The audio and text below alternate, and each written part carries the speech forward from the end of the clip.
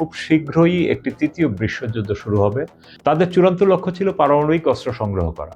ওম শুনরিকিও কোনো সাধারণ ধর্মের নামে চলা গোষ্ঠী ছিল না, এটি ছিল একটি আন্তর্জাতিক নেটওয়ার্ক সমৃদ্ধ কাল্ট। সুপ্রিয় দর্শক, খবর সংযোগের বিশেষ আয়োজন বিশ্ব আলোচনায় আপনাদেরকে স্বাগত।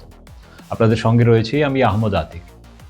বিশ্ব আলোচনার অনুষ্ঠানটি আপনারা পৃথিবীর কোন প্রান্ত থেকে দেখছেন কমেন্টে জানান, আমরা আপনার মতামত শুনতে চাই। চলুন তাহলে আজকের অনুষ্ঠান শুরু করি। জাপানের আধুনিক ইতিহাসে সবথেকে অন্ধকার অধ্যায়ের নাম ওম শিনরিকিও। এটি কেবল একটি ধর্মীয় গোষ্ঠী ছিল না, বরং এটি ছিল আধ্যাত্মিকতার মোড়কে আবৃত এক অত্যাধুনিক অপরাধী সংগঠন। এই ধ্বংসাত্মক যাত্রার কেন্দ্রে ছিলেন এমন এক ব্যক্তি যার উচ্চাকাঙ্ক্ষা এবং বিকৃত মানসিকতা জাপানকে এক চরম বিনাশের দোরগোড়ায় দাঁড় করিয়ে দিয়েছিল। সেই ব্যক্তির নাম শোকো আসাহারা।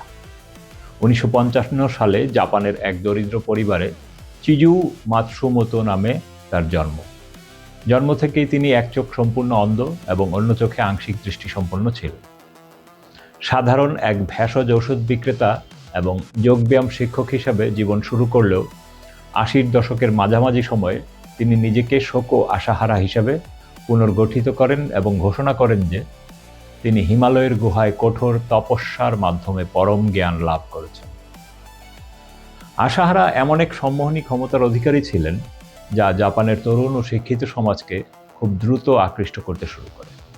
1984 সালে যখন তিনি ওম শিনরিকিও বা ওম সপ্রিয় ট্রুথ প্রতিষ্ঠা করেন, তখন তার প্রচারিত দর্শনে ছিল হিন্দু ধর্মের শিবের উপাসনা, বৌদ্ধ ধর্মের ধ্যান এবং খ্রিস্ট ধর্মের মহাপ্রলয়ের অদ্ভুত এক সংমিশ্রণ। তিনি নিজেকে যীশু খ্রিস্টের পরবর্তী অবতার এবং জাপানের একমাত্র প্রকৃত আধ্যাত্মিক নেতা হিসাবে দাবি করতে থাকেন। তবে সংগঠনের সবচেয়ে বিস্ময়কর দিকটি ছিল এর সদস্য তালিকা।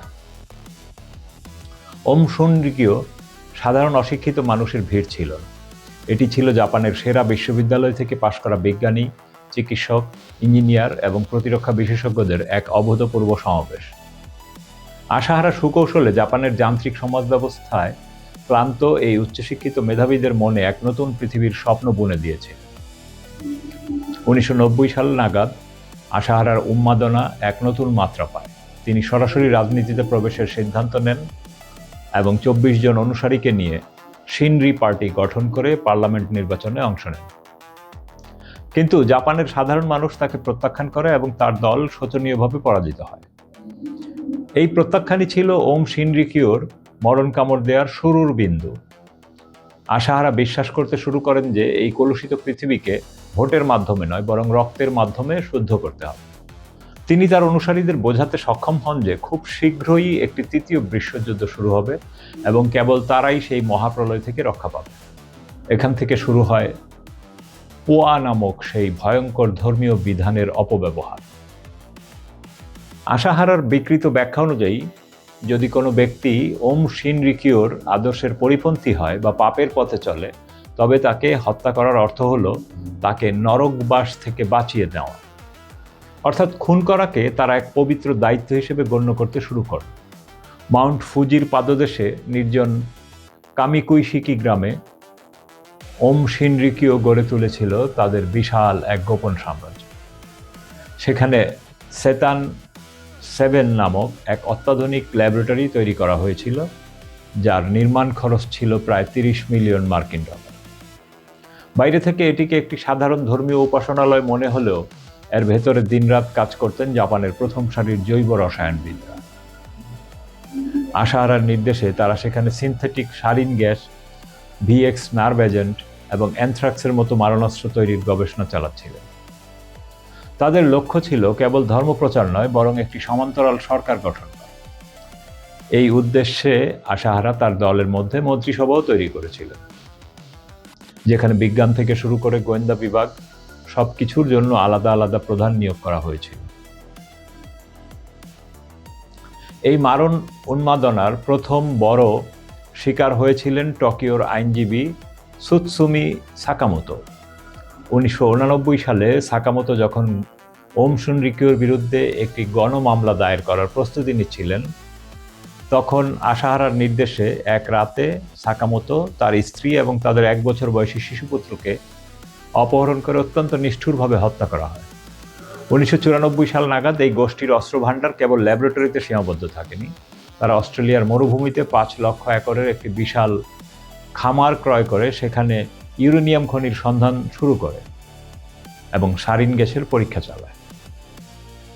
জাপানের ভেতরেও তারা টেস্ট রান হিসেবে 1994 সালের জুন মাসে মাতসুমোতো শহরে রাতের অন্ধকারে একটি রেফ্রিজারেটর ট্রাক থেকে সারিন গ্যাস ছড়িয়ে দেয়।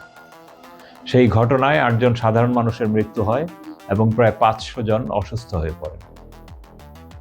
প্রাথমিক তদন্তে পুলিশ একে সার কারখানার দূষণ বা ব্যক্তিগত শত্রুর কাজ বলে মনে করলেও পর্দার আড়ালে আশাহারা তখন তার চূড়ান্ত আঘাতের প্রস্তুতি নিচ্ছিলেন। তিনি জানতেন পুলিশ খুব শীঘ্রই তাদের সদর দফতরে হানা দিতে পারে, আর তাই নজর ঘোরানোর জন্য তিনি বেছে নিলেন জাপানের হৃৎপিণ্ড টোকিও সাবওয়ে। আশাহারার সেই বিকৃত মস্তিষ্কের লক্ষ্য ছিল এমন এক আতঙ্ক তৈরি করা যা জাপান রাষ্ট্রকে পঙ্গু করে দেবে এবং তাকে একচ্ছত্র অধিপতি হিসেবে ঘোষণা করার পথ প্রশস্ত করবে। 1995 সালের 20 মার্চ সোমবার, ঘড়িতে তখন সকাল 8টা বাজার কিছু সময় বাকি। টোকিওর সাধারণ কর্মজীবী মানুষের কাছে এটি ছিল সপ্তাহের আরও একটি ব্যস্ততা শুরু। কিন্তু কাসোমিগাসেকি স্টেশনের দিকে ধেয়ে আসা 5টি পাতাল রেল ট্রেনের ভেতরে পরিস্থিতির ভয়াবহতা সম্পর্কে কারো কোনো ধারণা ছিল না। ওম শিনরিকিউর 5 জন উচ্চপদস্থ সদস্য, যাদের মধ্যে চিকিৎসক এবং পদার্থবিদও ছিলেন, তাদের হাতে থাকা খবরের কাগজে মোড়ানো প্লাস্টিকের ব্যাগগুলো ট্রেনের মেঝেতে নামিয়ে রাখেন।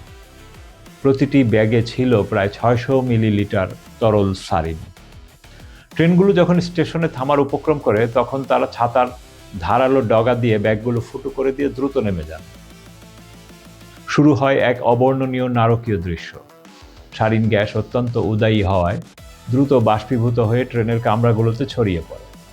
মুহূর্তের মধ্যে যাত্রীরা শ্বাসকষ্টে ভুগতে শুরু করেন, অনেকের চোখ অন্ধকার হয়ে আসে এবং নাক মুখ দিয়ে ফেনা বের হতে থাকে। টোকিওর সেই ব্যস্ত পাতাল রেল স্টেশনগুলো নিমিষেই যুদ্ধক্ষেত্রে পরিণত হয়। মানুষ দিকবিদিক জ্ঞান শূন্য হয়ে স্টেশনের বাইরে বেরিয়ে আসার চেষ্টা করছিলেন, কিন্তু সিঁড়িতেই লুটিয়ে পড়ছিলেন অনেকে। এই ভয়াবহ হামলায় সরাসরি 14 জন প্রাণ হারান এবং 5500-এর বেশি মানুষ গুরুতর আহত হন। তাদের মধ্যে অনেকেই স্থায়ীভাবে অন্ধ হয়ে যান অথবা স্নায়বিক বৈকল্যের শিকার হন। জাপানের মতো সুরক্ষিত এবং সুশৃঙ্খল একটি দেশে এই স্তরের সন্ত্রাসবাদ ছিল অকল্পনীয়।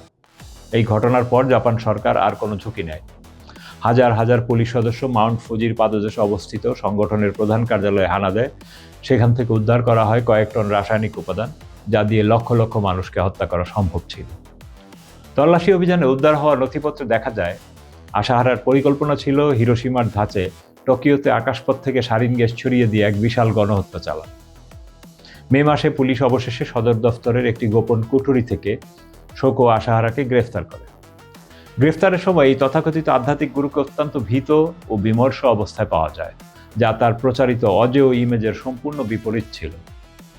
আকর্ষণীয় এবং একই সাথে দুর্ভাগ্যজনক তথ্য হলো, আশাহারার এই বিষাক্ত প্রভাব কেবল জাপানের ভিতরেই সীমাবদ্ধ ছিল না। তদন্তে উঠে আসে যে রাশিয়ার পতনের পর সেইখানে ওম শিনরিকিও অত্যন্ত শক্তিশালী ভিত্তি তৈরি করেছিল। প্রায় 30,000 রাশান সদস্য আশাহারার শিষ্যত্ব গ্রহণ করেছিলেন এবং তাদের মাধ্যমে এই গোষ্ঠীটি রাশিয়ার সামরিক সরঞ্জাম, এমনকি হেলিকপ্টার পর্যন্ত কেনার চেষ্টা করেছিল। তাদের চূড়ান্ত লক্ষ্য ছিল পারমাণবিক অস্ত্র সংগ্রহ করা। ওম শিনরিকিও কোনো সাধারণ ধর্মের নামে চলা গোষ্ঠী ছিল না, এটি ছিল একটি আন্তর্জাতিক নেটওয়ার্ক সমৃদ্ধ কাল্ট, যারা আধুনিক বিজ্ঞানের চরম অপব্যবহারের মাধ্যমে নিজেদের অন্ধকার উদ্দেশ্য হাসিল করতে চেয়েছিল। আশাহারার বিচার প্রক্রিয়া ছিল জাপানের ইতিহাসে দীর্ঘতম। প্রায় 23 বছর ধরে চলা এই বিচার পর্বে আশাহারা অধিকাংশ সময় নিশ্চুপ ছিলেন অথবা অসংলগ্ন কথাবার্তা বলতেন। অবশেষে 2018 সালের 6 জুলাই টোকিও ডিটেনশন সেন্টারে শোকো আশাহারা এবং তার আরও 12 অনুসারীর মৃত্যুদণ্ড ফাঁসিতে ঝুলিয়ে কার্যকর করা হয়। আশাহারার মৃত্যুর সাথে সাথে একটি অধ্যায়ের সমাপ্তি ঘটলেও তার বিষাক্ত আদর্শ কি পুরোপুরি মুছে গেছে? উত্তরটি কিন্তু বেশ উদ্বেগজনক। 2026 সালের বর্তমান প্রেক্ষাপটে দাঁড়িয়ে দেখা যায়, ওম শিনরিকিও মৃত নয়, বরং তা বিভিন্ন উপদলে বিভক্ত হয়ে আজও টিকে আছে। আলেফ এবং হিকারি নৌয়া নামক উত্তরাধিকারী গোষ্ঠীগুলো আজও জাপানে সক্রিয়। জাপানি গোয়েন্দা সংস্থা PSIA এর সাম্প্রতিক তথ্য অনুযায়ী জাপানে এখনও প্রায় ১৬০০ এর বেশি মানুষ এই মতাদর্শের সাথে যুক্ত। বর্তমান ডিজিটাল যুগে এই গোষ্ঠীগুলো সরাসরি প্রচারের বদলে সামাজিক যোগাযোগ মাধ্যম এবং ছদ্মবেশী যোগব্যায়াম ক্লাসের মাধ্যমে তরুণ প্রজন্মকে টার্গেট করছে। যদিও তারা দাবি করে যে তারা আশাহারার সহিংস পথ ত্যাগ করেছে, তবুও জাপানি কর্তৃপক্ষ আজও তাদের প্রতিটি পদক্ষেপের উপর ২৪ ঘন্টা নজরদারি বজায় রেখেছে। ওম শিনরিকিওর ইতিহাস আমাদের মনে করিয়ে দেয় যে যখন উচ্চশিক্ষিত মেধা অন্ধ বিশ্বাসের সাথে হাত মেলায়, তখন তা পারমাণবিক বোমার চেয়েও ভয়ঙ্কর হয়ে উঠতে পারে। আপনার মতামত কি? কমেন্টে জানান। ভিডিওটি লাইক করুন, শেয়ার করুন এবং চ্যানেলটি সাবস্ক্রাইব করে বেল আইকনে ক্লিক করুন যেন পরবর্তী খবর মিস না হয়। দেখা হবে পরের বুলেটিনে। ততক্ষণ সুস্থ থাকুন, ভালো থাকুন। খোদা হাফেজ।